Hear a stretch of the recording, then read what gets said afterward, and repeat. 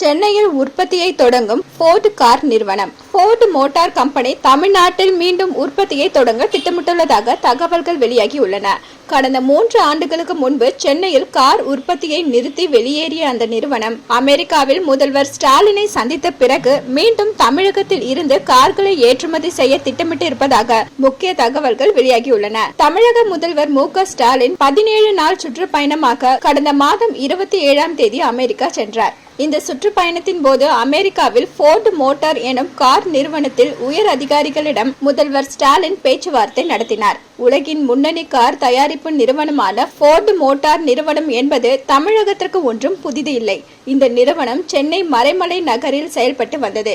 இங்கு தயாரிக்கப்படும் கார்கள் வெளிநாடுகளுக்கு ஏற்றுமதி செய்யப்பட்டன. கடந்த 2021ஆம் ஆண்டு முதல் அந்த நிறுவனம் சென்னை தொழிற்சாலைகளில் கார் தயாரிப்பை நிறுத்திவிட்டது. அதன் பிறகு கார் ஏற்றுமதியை 2022ஆம் ஆண்டு முதல் நிறுத்தியது. 3 ஆண்டுகளுக்கு பிறகு மீண்டும் கார் தயாரிப்பை தமிழகத்தில் மேற்கொள்ள முதல்வர் ஸ்டாலின் பேச்சுவார்த்தை நடத்தினார். இது தொடர்பாக போர்டு மோட்டார் நிறுவனத்தின் குழுவுடன் முதலமைச்சர் மு.க. ஸ்டாலின் ஆலோசனை நடத்தி வந்தார். இந்த நிலையில்தான் போர்டு மோட்டார் சார்பில் பாசிட்டிவான முடிவு வந்துள்ளதாக கூறப்படுகிறது.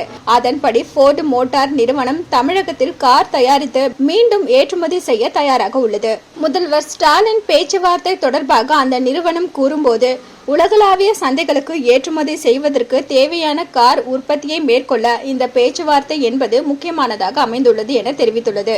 இதன் மூலம் மீண்டும் தமிழகத்தில் போர்டு மோட்டார்ஸ் நிறுவனத்தின் கார் உற்பத்தி தொடங்குவதற்கான சாத்தியமான அறிகுறி தென்பட்டுள்ளதாக தகவல்கள் வெளியாகியுள்ளன. என்ன வியூவர்ஸ், இது போல பல இன்ட்ரெஸ்டிங்கான நியூஸை தெரிஞ்சுக்கணுமா?